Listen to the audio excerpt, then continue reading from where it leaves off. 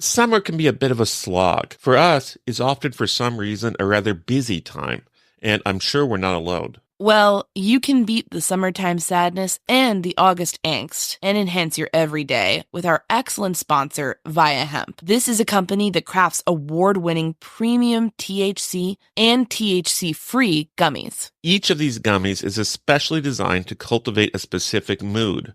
Whether you're looking to get relaxed, get quality sleep, get creative, or just to get focused. If you're 21 or older, you can experience it for yourself and get 15% off your first order with our exclusive code MSheet at viahemp.com. That's VIIAHEMP.com. I personally enjoyed their grapefruit flow state gummies. This CBG and CBD powerhouse really helped me tap into my productivity. Like, we have had an extremely busy summer, and I feel flow state got me over the finish line a few times when I was editing multiple episodes a day, digging through documents, and knocking out a bunch of interviews. Via Hemp does not require a medical card, and it ships legally to all 50 states. It's also affordable, and even more so for Murder Sheet listeners who get a special deal. If you're 21 and older, head to viahemp.com and use code MSheet to receive 15% off. That's VIIAHEMP.com and use code MSheet at checkout. After you purchase, they ask you where you heard about them. Please support our show and tell them we sent you. Enhance your everyday with Via.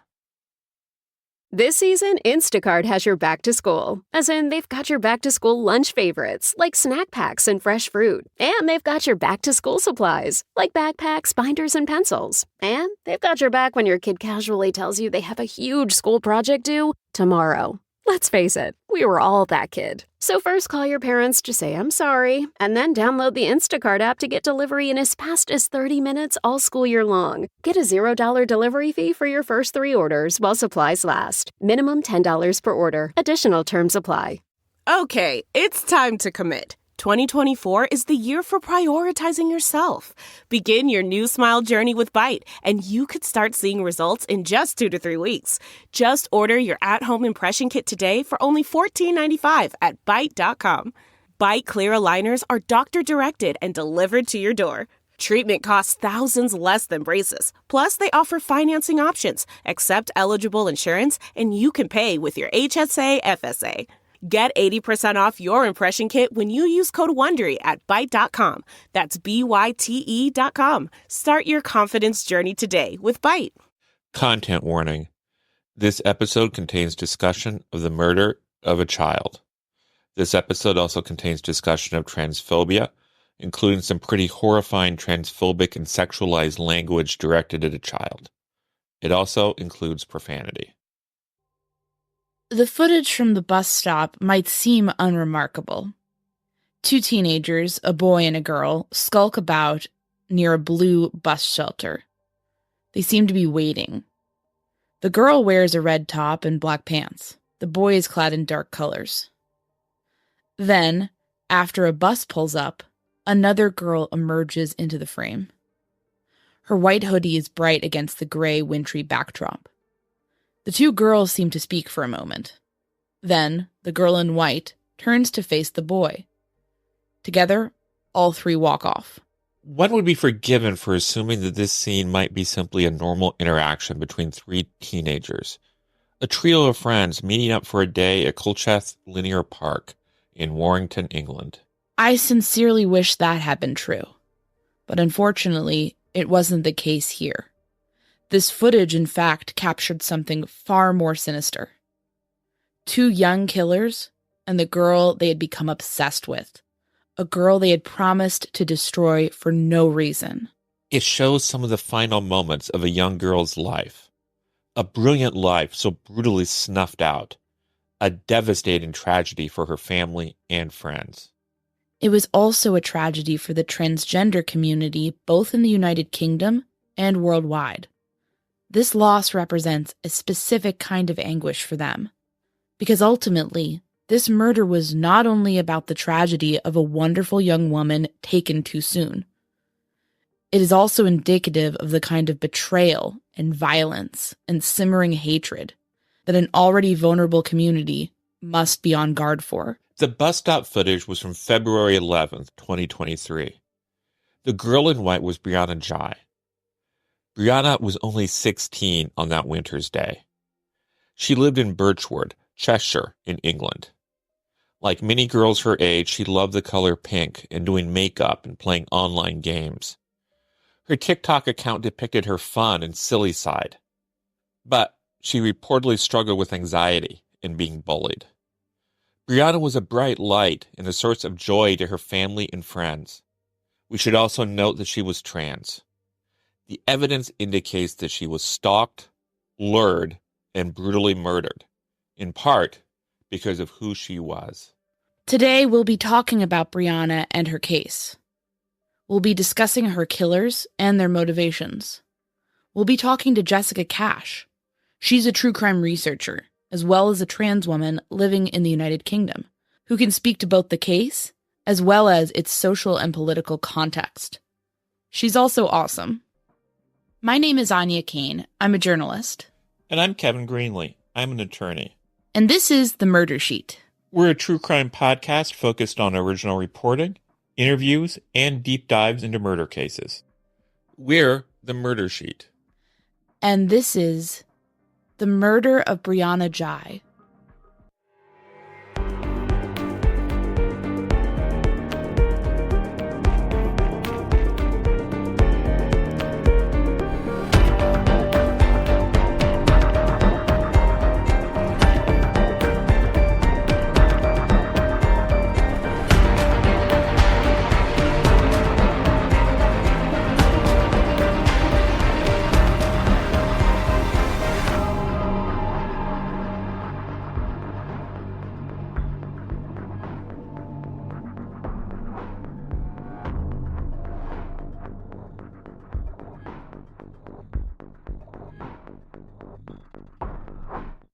To start off with, Jessica, can you just tell us a bit about Brianna Ghey and who she was?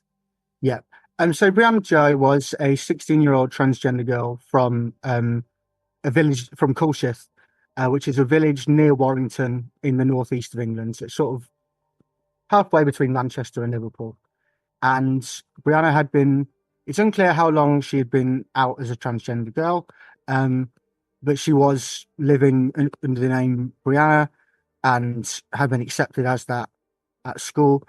And also, and this is something that it's something that makes me really sad, actually, that I didn't see her on social media before, because she made these lovely TikToks. She had a following of 30,000 people, and she made these engaging and, you know, and funny TikToks, and people were devastated, like a whole wider online community, you know, after what happened. But she wasn't, you know, and I know you know this, but she wasn't just the victim. She had a life ahead of her that could and should have been really wonderful. She wanted to be a beauty therapist, and in the pictures that have been shared of her, we know that she struggled with anxiety and had faced abuse online, at the very least online. I'm sure in person as well, because that's unfortunately what transgender people face a lot of the time. But she looked so happy, and as someone who tried to transition when I was 16, it's so sad what happened to her. But her family was so supportive, and it's so sad that she didn't have the life that she deserved to have. She really seems like an extraordinary young woman. Reading about what her friends and her family were saying about her, she just seemed like she really was very much a bright light in a lot of people's lives. And I think, as you said, social media, people found her so engaging and enjoyed her content. It's incredibly sad. What can you tell us about the circumstances leading up to her murder? This is where, unfortunately, we kind of have to talk a little bit about the defendants. I say defendants, about the killers. The chances are I'll switch between calling them Girl X and Boy Y, because that's how they were referred to during the trial, because they are children. But their names are Scarlett Jenkinson and Eddie Ratcliffe. Scarlett Jenkinson was moved to Brianna's school in September 2022 after she gave a younger child, a 13-year-old child, a cannabis edible, and that child got extremely ill. And so she was moved to Brianna's school, and it appears that the head teacher of the school was not informed of that. So there are serious safeguarding questions to be asked. Jenkinson made friends with Brianna in kind of a special unit the school had for children who were struggling with special educational needs or with anxiety, etc. And she made friends with Brianna. And I say made friends with, despite the fact that of what happened, because it does appear that initially, like, Jenkinson seems to genuinely like Brianna. It developed into an obsession, a very dangerous obsession. So this was in kind of late 2022. And Jenkinson had been friends with Ratcliffe for a number of years, I think about 4 years. And she began texting Ratcliffe about this girl that she'd met. She said, I'm sort of obsessed with this girl. She's so different from everyone I know. And then, excuse my language, but she said, but she has a dick, lol. And Ratcliffe replied, again, apologies, is it a femboy or a tranny? And this is where they start to focus on Brianna, Ratcliffe in particular, consistently expressing disgust and saying some awful things about Brianna. And during this kind of period, Jenkinson comes up with what's been called a kill list. And it was a list of 5 or 6 children that she wanted to kill. And on this list, there was 2 people who had been mean to her boyfriend, a child who was rumored to be a nonce, which is a paedophile, and someone who had nearly got her expelled, is what she said. And the only one on this kill list, the only potential victim on this kill list, who didn't have, there was no motive listed, there was no reason for dislike. The only one was Brianna. And they initially came up with a plan to kill one of the boys on the list. Jenkinson set up a fake Instagram account and started messaging him, trying to arrange a meet, but he didn't take the bait. So they switched their attentions to trying to kill Brianna. Throughout this time, Jenkinson is raising this with Ratcliffe. She's the one who introduced the idea of murder. And she talks about watching torture videos on the dark web. And that was demonstrated to be the case. When the police looked on her phone, they found the Tor browser, which is how you access the dark web. And this girl is 15. Ratcliffe is 15. And so the fact that she was watching certain horror films is not age appropriate, but she was going far further and watching videos of actual torture. And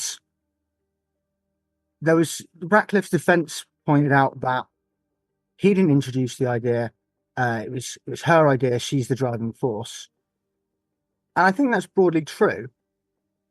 But Ratcliffe didn't just kind of go along with it passively, or other than very, very briefly initially, he sort of said, "Oh, try and think about other things." But he very quickly changed his tune and went along with it. And he suggested that, as well as torture videos, Jenkinson might enjoy watching someone die by hanging. So actual escalation, encouraging that escalation. A large part of the criminal case was built on the messages exchanged between them. The events of February 11th, 2023, when Brianna was unfortunately murdered. Can you talk us through what happened that day and sort of take us through the actual killing? On February 11th, 2023, Scarlett Jenkinson arranged to meet Brianna with Ratcliffe in Culcheth, and they were going to go to the park, which is called Linear Park. And they met Brianna off the bus. Brianna had been suffering with anxiety very significantly, and she texted her mum on the bus and said, "I'm on the bus on my own and I'm scared." And her mum replied just saying how proud she was of her for going out that day. But unfortunately, when Brianna's phone was retrieved, the message was unread. So it doesn't seem that she saw it, which is horrible. So one of the things that Jenkinson used to get Brianna to come was a suggestion that they were going to pick up some cocaine. And to kind of establish this pretense, Jenkinson, which is kind of clearly her modus operandi, set up a fake Instagram account of a drug dealer and pretended to be messaging him. And actually, the first person to notice that something wasn't right was Brianna. She texted one of her friends and said, X is so weird, lol. Scarlett is so weird, lol. I think she's pretending to be talking to a drug dealer. But obviously, no one would expect the pretense of your childish, odd friend to be, behind this kind of this plan. No, yeah, you would think like, oh, she's trying to seem cool. Yeah. Like she's connected with this coke dealer, and maybe we can talk about it afterwards. Yeah, and she was absolutely Jenkinson was widely regarded as a fantasist by a lot of people. And at the park, and this is where events are disputed between Jenkinson and Ratcliffe, but we know that at least Ratcliffe brought a knife with him, a large hunting knife, which he had bought a few weeks prior. And Brianna was stabbed with that knife. The account at trial that Jenkinson gave was that she had gone to stretch her legs, and when she came back, oh no, Eddie's stabbed Brianna, and that she went over to check that Brianna was okay. And the account that Ratcliffe gave was that he had turned around to urinate against a tree, and when he came back, oh no, Scarlett stabbed Brianna, and he went over to check that Brianna was okay. But they were seen by a dog walker. She saw one of them bend down to check what she initially thought was their dog, and then they saw she was approaching, and they both ran away together.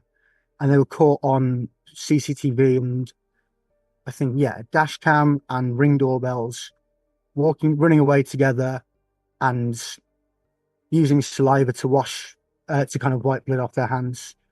And you can see in some of the footage, which thankfully isn't out today, there was testimony in court about it, that their hands were red with blood.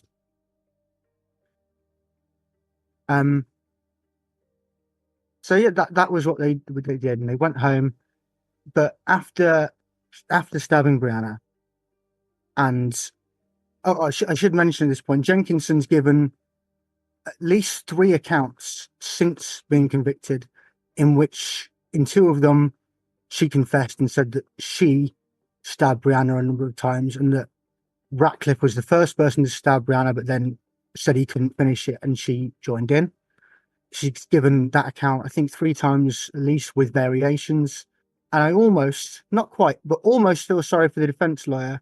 He had to stand up and say, this is very unusual to represent a client. This is at the sentencing, to represent a client who has admitted their guilt after conviction. But despite these accounts, our submission today is that actually it was all him. And so that's, unsurprisingly, the judge said in her sentencing, I can't believe a word that Jenkinson says.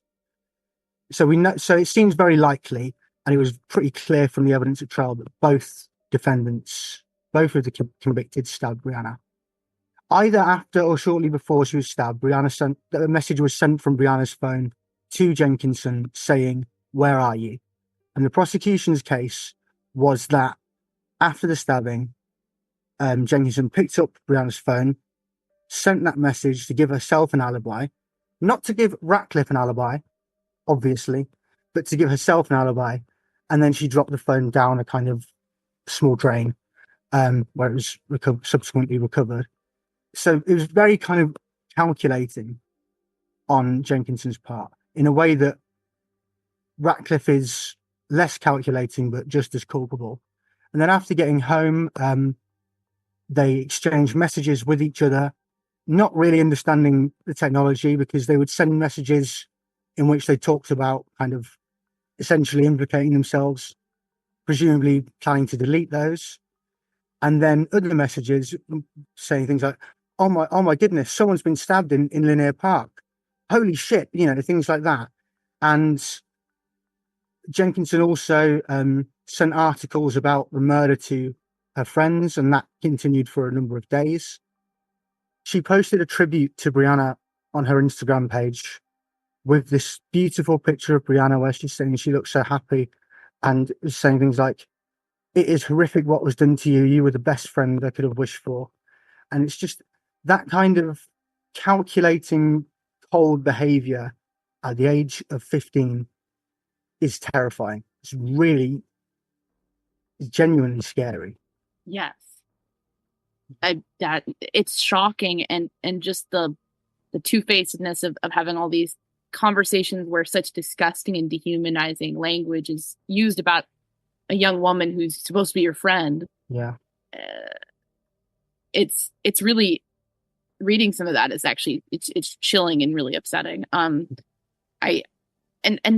to skip back in time just a tad, this was not their first. This was unfortunately where they killed Brianna. But this was not their first attempt on her life, right? Is that correct? No, absolutely not. So it was Jenkinson's third attempt to kill Brianna, and it was the two of them's second attempt together. So there was the first attempt, which we don't have a precise date for, but we think it was in January, when Jenkinson, we know that she sent a load of pictures of ibuprofen painkillers to Ratcliffe and said she was going to try and poison Brianna. And she denied this entirely at trial and said they were taking pills to see what they could get high on. But for the record, kids, taking ibuprofen is not going to get you high. And this was demonstrated to be false. And Esther Ghey, Brianna's mother, who is just a wonderful woman, but she testified and said that around the time that Jenkinson had sent this picture, Brianna was really ill one day. She was on her bed screaming in pain and clutching her stomach. And initially Esther heard her crying from downstairs and thought that Brianna might have self-harmed. That was how, horrifying it was to hear her crying out like that.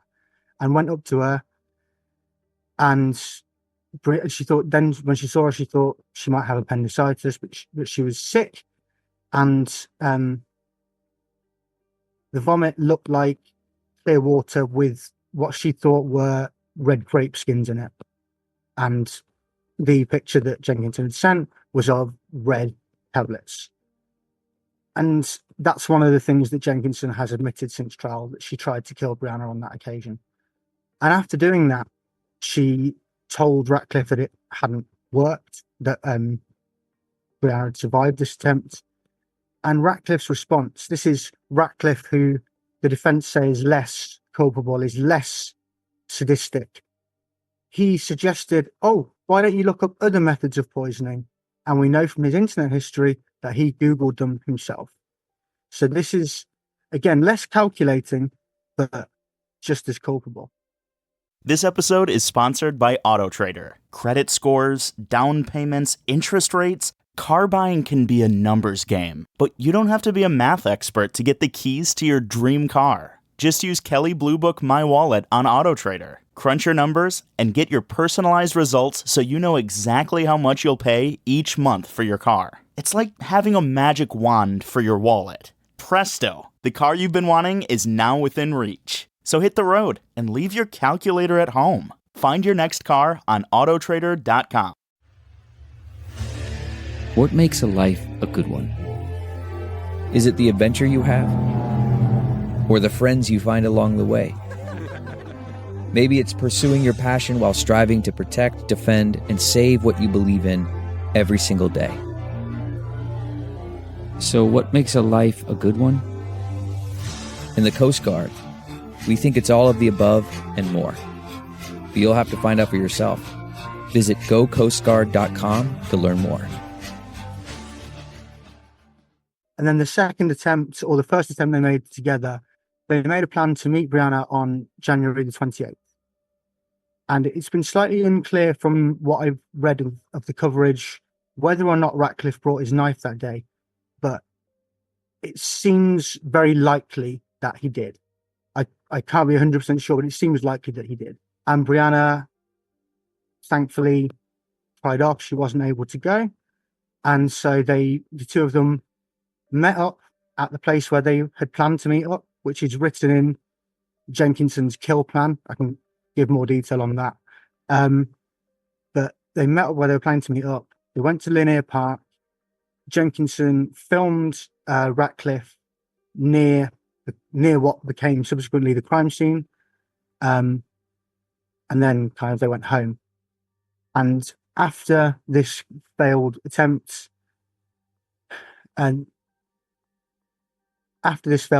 Jenkinson was messaging Ratcliffe saying how frustrated she was. She was saying, I want her to die. I want to see the pain and suffering in her eyes. And Ratcliffe replies, again, language, I'm sorry. Ratcliffe replies, I just wanted to see how big its dick was. And yeah, vile. Just vile. And on the 11th, sadly, Brianna did meet them that day. And they did what they had wanted to do. It's absolutely horrific. I wanted to ask, like, for all the calculations, this thing seemed to fall apart pretty quickly. I mean, they're spotted by a dog walker. They're on CCTV footage. There's all this digital evidence. How exactly did police run them down, and sort of how quickly did that happen? It happened very, very quickly. So I think it was the day after, at around 5 p.m., Jenkinson's mother phoned the police to say that her daughter had been with Brianna in the park on the day. And one of Jenkinson's various kind of attempted alibis, and she even messaged Brianna's phone, knowing that Brianna was dead, of course, saying, why did you ditch us to meet that boy from Manchester? And told the police that she'd gone off with this lad. But there was no evidence that had happened. And so police were very quickly able to place them at the scene. And then Jenkinson's story that she gave on the call didn't add up. They knew that Brianna hadn't met someone else. There was no evidence of it. And so they were arrested simultaneously. And as they're arrested, Jenkinson says, why am I a suspect? Is it because I'm the last person to see her? Which, that's why you ask for a lawyer. Because if you're saying I was the last person to see her, obviously what you mean is the last known, but it's not a good look. And Ratcliffe's response was, I can explain. And immediately in his interview, he started, he said it was all her. And Jenkinson tried the boy from Manchester line and then started trying to blame Ratcliffe subsequently. I think actually that may not have been until trial that version of her story came out. But there was very quickly he didn't offer a no comment interview until around halfway through the interview. And so in the UK, we have less of I say in the UK, we've got different legal systems in certain parts. So in England and Wales, we have the right to silence, but it's less concrete than it is in the US. So in the US, please correct me if I'm wrong, Kevin, because as an attorney, but in the US, my understanding is you cannot make an inference from a defendant's no commenting in an interview or from not testifying. In the UK, part of our caution, they give you a caution when you're arrested, the equivalent of Miranda rights, I suppose, and they say anything you say will be used evidence against you. It may harm your defence if you do not mention now something on which you later rely in court. So if you don't say things in your interview and then you try and use them, the jury is allowed to make an inference from that. So which probably explains why they both testified disastrously. But they give these interviews. But if you no comment for the second half of your interview, when the questions get difficult, I think that's certainly more damning than giving no comment the whole time. Because halfway through the interview, they ask, why was blood found? I don't know if they'd done the testing. It was confirmed to be Brianna's blood. I don't know if they knew that at the time, but they said, why was blood found on the knife in your wardrobe? And he suddenly says, no comment. Solicitor asks for a break. Then when the officers come back, it's consistently no comment. Jenkinson, I believe she might have commented at some point, but she tried to stick to the boy from Manchester story. And yeah, it fell apart incredibly quickly. And for someone who was obsessed with serial killers, this is Jenkinson, has notes kind of detailing various crimes of serial killers, and not in a true crime research way. Let's get that out of the way. This is someone who is idolizing Richard Ramirez, for example. For someone who did that, it is surprising. But one of the things she said to Ratcliffe after the murder was, are you worried about getting caught? He says, probably. And she says, don't be, the police here are shy. Well, they weren't too shite in this case. To be crude, they got them very quickly.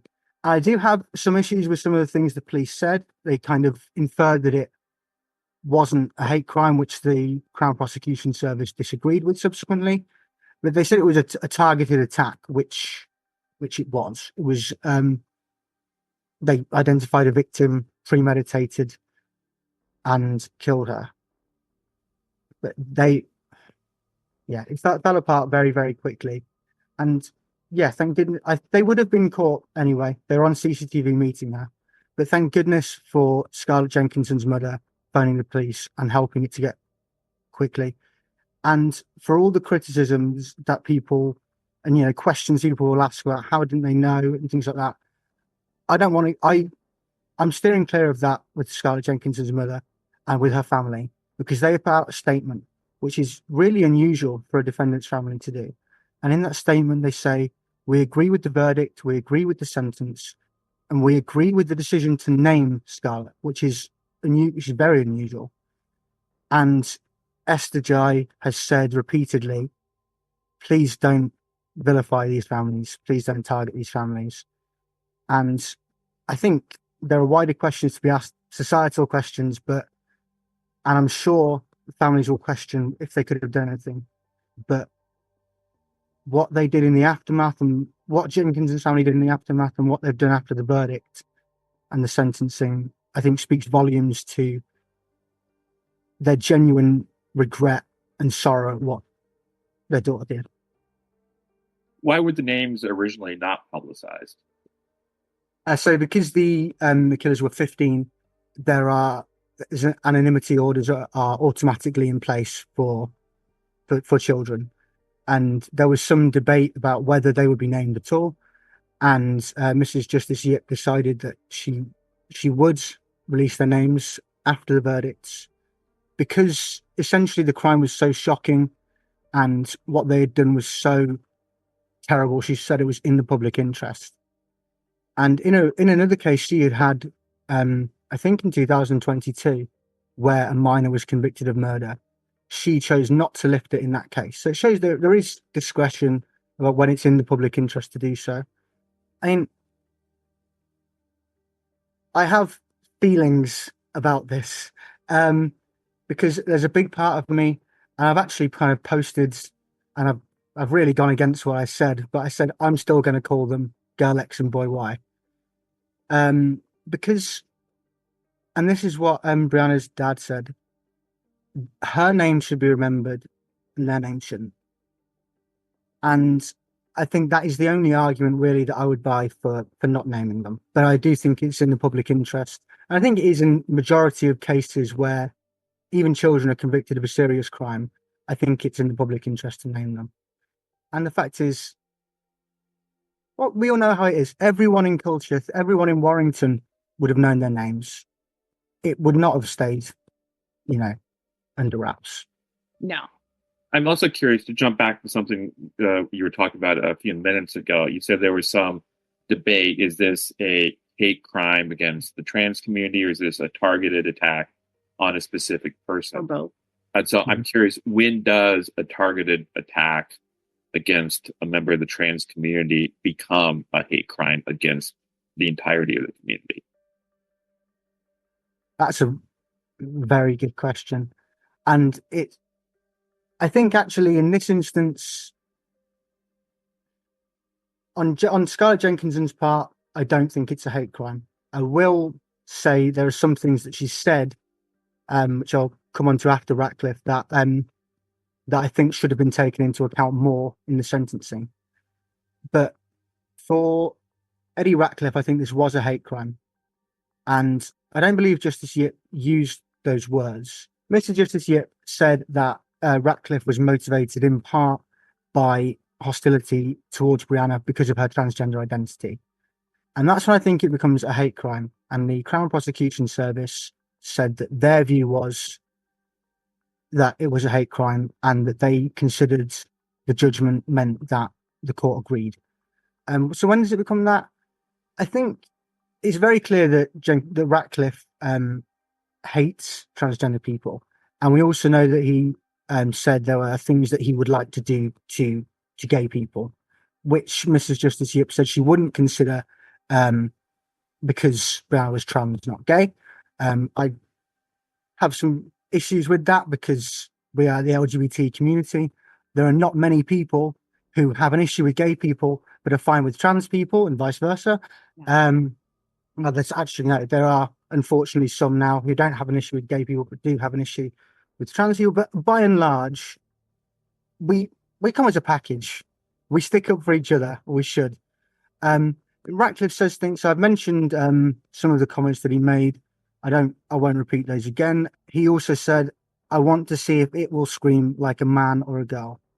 And in all of his messages, he uses the term "it." And the times when he is escalating is usually, not always, usually in relation to Brianna in the messages. And so when the day before February the 10th, Jenkinson messages and said, "She's coming tomorrow," Ratcliffe immediately says, "So I'll bring my knife?" ? So immediately he wants to attack a transgender person. So I think the fact is that his hostility towards trans people means it is a hate crime. It's motivated at least in part by his hatred. The fact is they didn't attack anyone else on that kill list. I think they probably would have done, or at least Jenkinson would have done, but they didn't. Who did Ratcliffe agree to attack? A transgender girl. So I'd say that's when it becomes a hate crime. On Jenkinson's part, she consistently refers to Brianna with the correct pronouns. There's no suggestion she had a problem with trans people. But the comment, "she has a D, lol," is not respectful at all. And then when they were talking about the code words they were going to use for kind of when they were going to start the attack, Jenkinson said, "For stab her, I'll say gay." Again, it's a particular choice of words. It may mean nothing. It may mean nothing. It may not. But also, and this is indisputable, she chose a transphobic accomplice. She chose someone who hated transgender people. So in practice, where is the distinction between Jenkinson being transphobic and not being transphobic? In practice, what happened was she used someone's transphobia to motivate them to commit a crime. I think that's just a sign of how calculating she is.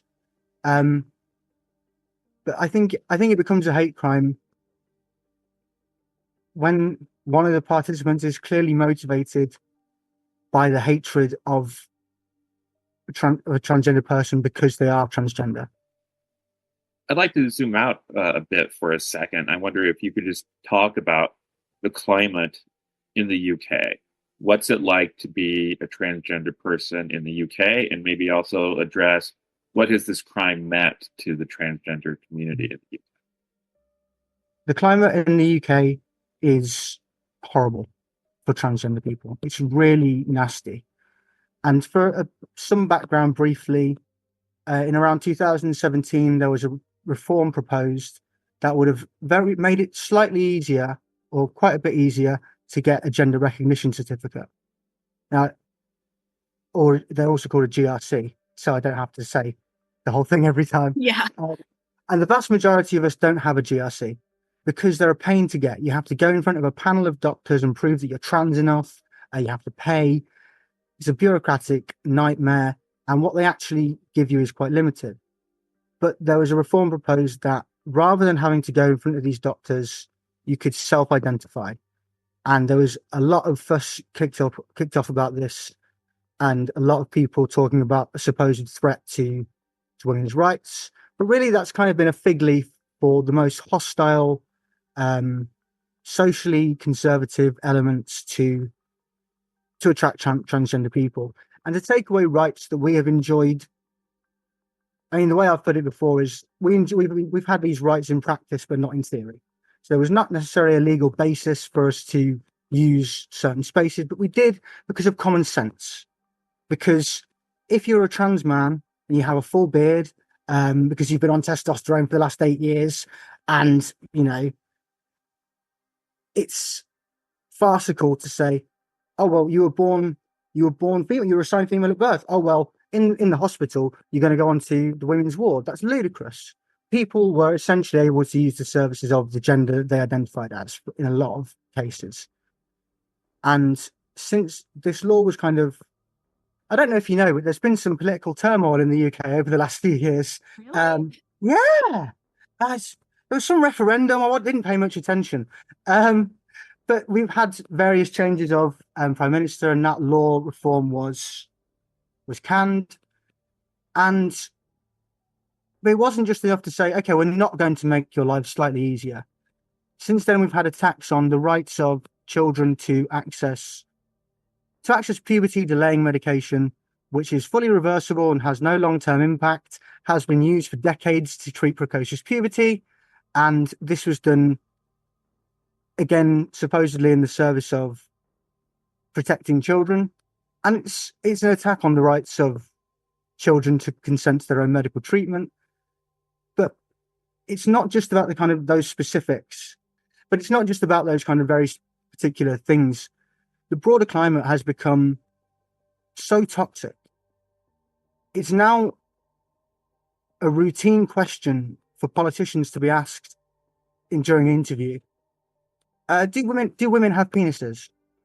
And this is just surreal. It's so puerile and ridiculous. And the obvious answer is cisgender women do not have penises, cisgender being non-trans. Trans women who haven't had surgery do. Can we please, talk about the economy or inflation or something that is affecting people in their day-to-day lives? But no, and this is what's happening. And on that specific thing, today in Parliament, Esther Jai was in the chamber, and during Prime Minister's questions, the literal actual Prime Minister of the UK made a jibe about trans people. He accused the Keir Starmer, the leader of the Labour Party, of U-turning on everything, and he said he's even U-turned on the definition of a woman, although that was only 99% of a U-turn, which is a reference to Starmer saying that 99% of women don't have penises. And Starmer was furious. I have no time for him, by the way, but he was furious, and he said, of all the weeks to say that, you say it when Brianna's mother is in the chamber. And then Starmer was asked if he would apologise. He didn't, but he paid tribute to Esther Jai, who he referred to as Esther Grey. Now, we've all had slips of the tongue, but others have done the same since. And it's like, it's not a calculated insult, it's a lack of care. The climate is very nasty. And the media coverage of this case as well was foul. Traditional news outlets, not people who are just nuts on YouTube, were dead naming her, putting out her dead name. And some people may not know what that means. Can you tell us what dead naming means? So your dead name is the name that you had prior to transition. So the majority of trans people will change their name during transition, and we refer to that as a dead name because that's not who we are. That's not us. And it is incredibly offensive to refer to someone by their dead name. And to give a comparison, I suppose, obviously with present company, don't always use your maiden name, I think, Anya, or at least some of the time. But it's not the same as referring to someone by their maiden name. To do that deliberately would be rude and strange. But if someone takes a married name, it's because they love the person they want to. They might want to do that. Not that if they don't do it, they don't love them, obviously. Or if they hyphenate, and it would be strange to not do that. But to use a dead name is saying, actually, because you're not changing who you are as a person if you get married. Right. But when you're trans, we're saying that actually that's not us. This is our name now, and to not use that is an insult. And yes, very shortly after Brianna was murdered, it was revealed that she was transgender. And I think that was inevitable. And given the factors in the case around that, it's right that would come out. Although, ideally, I think that is information that should be between the person and their doctor, frankly. But we're not dealing with anything like an ideal situation. But during the aftermath of the murder, a newspaper, the Daily Mail, accessed Brianna's dental records where her name hadn't been updated, and they got her dead name and they printed it. And the Times, so the Daily Mail is one of our more right-wing newspapers. The Times is a newspaper of record, as people call it, but it is unfortunately got a reputation a deserved reputation for transphobia over recent years. And when the Daily Mail printed that Brianna was trans and printed her dead name, the Times updated an article that they had put out on their website. The initial article referred to the murder of a teenage girl. And they edited the article to remove every mention of the word girl. They changed it to the murder of a transgender teenager. And they printed Brianna's dead name, which had been accessed in a really kind of horrible and questionably legal way, I think, is the farthest I can go, but certainly unethical. And that's just, there was a case a few years ago here, there was a serial killer who was targeting sex workers. And this is before the term sex worker was kind of being used as the preferred term. And some newspapers were doing their best, and they were referring to the victims as women who worked as prostitutes rather than as prostitutes, to put some distance there. And there was a columnist, a guy called Richard Littlejohn, who wrote a column very angry that the newspapers were doing this. You know, they weren't women who worked. And it's kind of, and there's a comedian, Stuart Lee, and he does a bit about this thing from Richard Littlejohn. He says, how far will he go for the, accurate referencing to dead women? Is he going to crawl into graveyards in the night, chiseling away, not someone who worked as a prostitute, signed by Richard Littlejohn, and then he used the rude word. Starts with a C. Thought Anya would like that. And that's kind of, how far will these people go for the inaccurate description of a dead child? A dead child. And what, to score some cheap political points over a dead child's body? And that's exactly. How does that add to the understanding of the case? Even there's no argument for it except cruelty, frankly. Yeah, absolutely. Yeah, it's deliberate and calculated cruelty. I've seen different reports subsequently, and I really hope the later reports were true. But there were initial reports that Brianna would have to be buried and given a death certificate in her dead name with a male gender marker, because she didn't have one of the few things a GRC is good for. She didn't have a GRC. And there have been reports since that actually the coroner can make a recommendation that she is buried under her chosen name and her correct gender identity. The coroner's report was delayed for trial, but I truly hope that will be the case. But the fact that appeared to be the likely outcome was horrible. And I think a lot of us found that traumatizing. And that's not in any way to compare what, the effect on the wider community to Brianna's family, but to see that indignity in death was awful. And scary for those of us who don't have a gender recognition certificate. Scary for those of us who haven't found the time in busy, very busy lives to, do I really need to update my birth certificate? When's the last time I, needed that?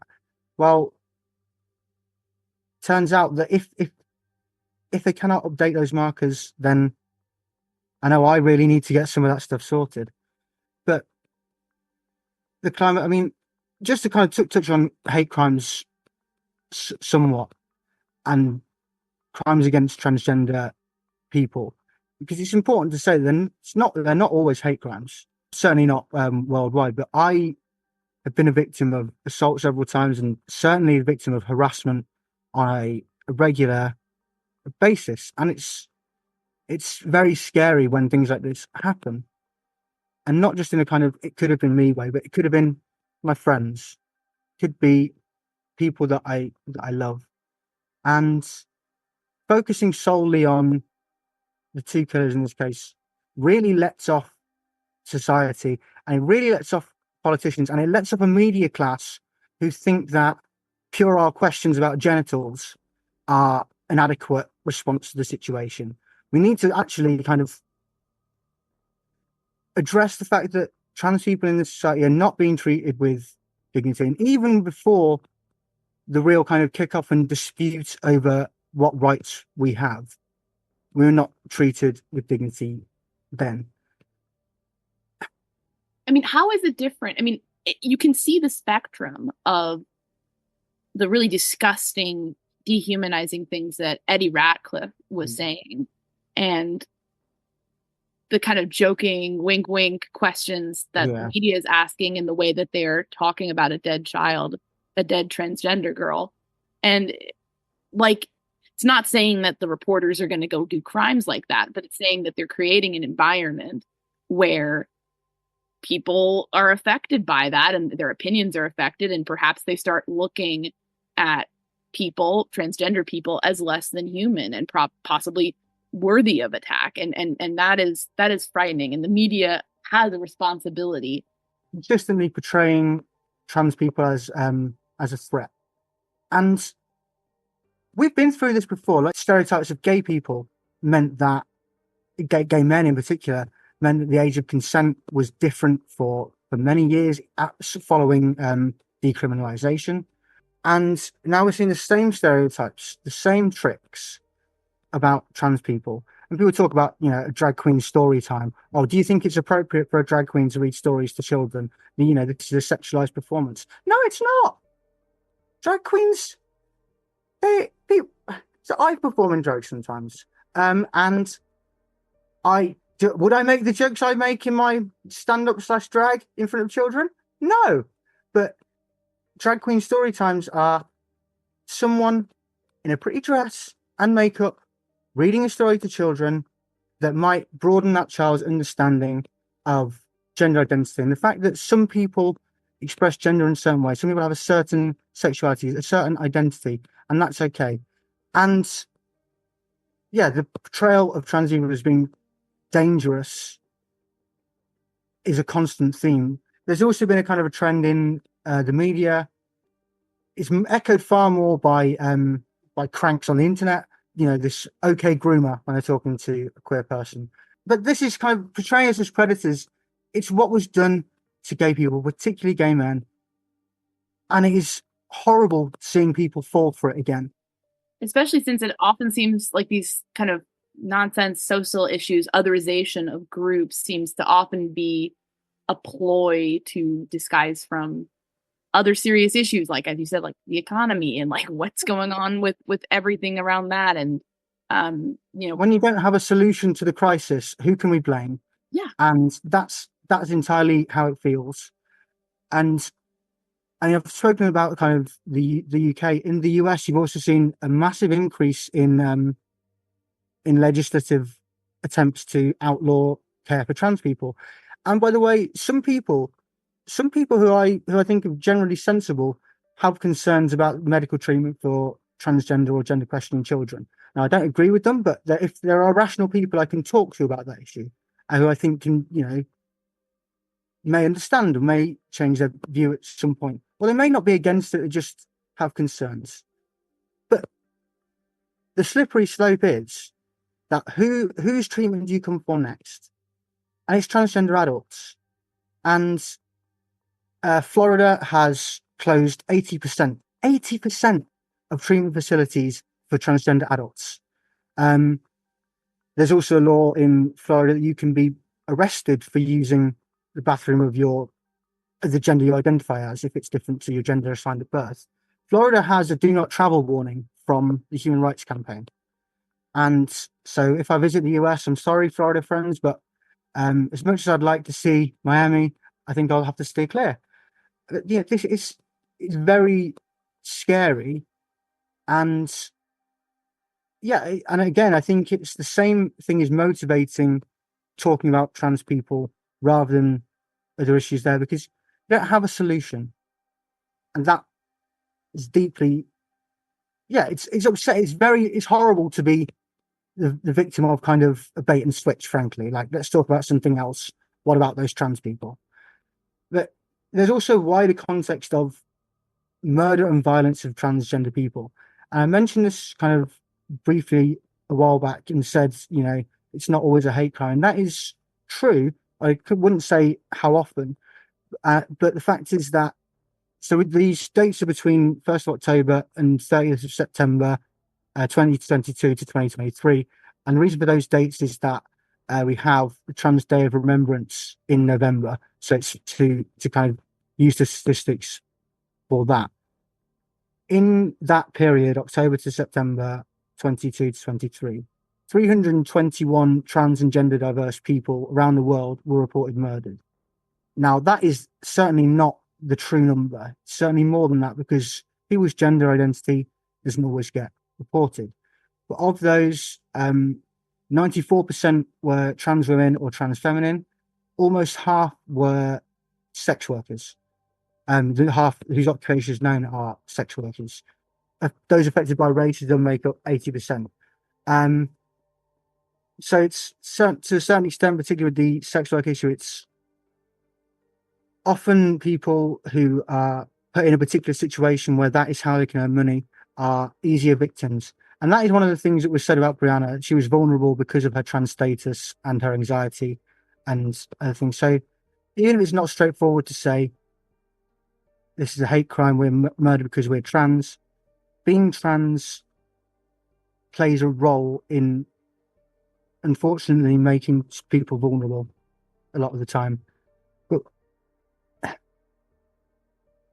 there's also kind of, frankly, there's an issue with, and this issue has also affected women who defend themselves against violence. There's a case in America, I think in the early 2010s, of a African-American trans woman, Cece McDonald. Cece was in a group of people who were attacked by a gang of white racist homophobes, at least one of whom had a swastika tattoo. And during this, after they were attacked, Cece had a pair of scissors in her handbag and defended herself with those scissors. And one of the attackers died. Cece was charged with murder and ended up having to take a plea deal. And in the UK, we just don't really have the right to self-defense. We can't parry. But in the US, you are supposed to have the right to self-defense. And it doesn't seem like that applies when it's women. And it doesn't seem like that applies when it's trans women. Yeah, different standards for different people. Yeah. You've just been so wonderful to talk to, Jessica. We really appreciate you kind of sharing and shedding a light on this important and very tragic case, but also the wider issues around Brianna's case. And we wanted to ask you, is there anything that we didn't ask you that you wanted to mention, or you think it's important for people who are listening to understand about the case or about just the wider issues? Being trans is difficult. It's not easy, and it wouldn't be easy. It wouldn't necessarily be easy, even if everyone was sweetness and light about it. But I'm tired of it being made harder by violent rhetoric and exclusionary rhetoric against me and people like me. We're trying to live as who we are. And we just want to live. We want to be able to use the bathroom without being harassed. and we want to get in and out as quickly as everyone else. It's not a game. It is important for us to live as who we are. And I do believe that the climate around transgender people played a role in the murder of Brianna Ghey. I think it plays a role in the murder of trans people around the world. And just please, just remember we're people. We're people and we matter. And think about the impact that words have. Rest in power, Brianna. Please check out Jessica's new business, Just the Facts, True Crime Research. We'll include a link in our show notes. We really appreciate her taking the time to share information about this case with us all. Jessica's great, and we really highly recommend the quality of her research. Thanks so much for listening to The Murder Sheet. If you have a tip concerning one of the cases we cover, please email us at murdersheet@gmail.com. If you have actionable information about an unsolved crime, please report it to the appropriate authorities. If you're interested in joining our Patreon, that's available at www.patreon.com/murdersheet. If you want to tip us a bit of money for records requests, you can do so at www.buymeacoffee.com/murdersheet. We very much appreciate any support. Special thanks to Kevin Tyler Greenlee, who composed the music for The Murder Sheet, and who you can find on the web at kevintg.com. If you're looking to talk with other listeners about a case we've covered, you can join the Murder Sheet discussion group on Facebook. We mostly focus our time on research and reporting, so we're not on social media much. We do try to check our email account, but we ask for patience as we often receive a lot of messages. Thanks again for listening. Summers in New Jersey were made to wow you. From sun and wows to fun and wows, chillin' wows to thrillin' wows. So come see what your wow's gonna be. New Jersey, it's one summer wow after another after another. Find your wow at visitnj.org. New Jersey, little state, lot of wow.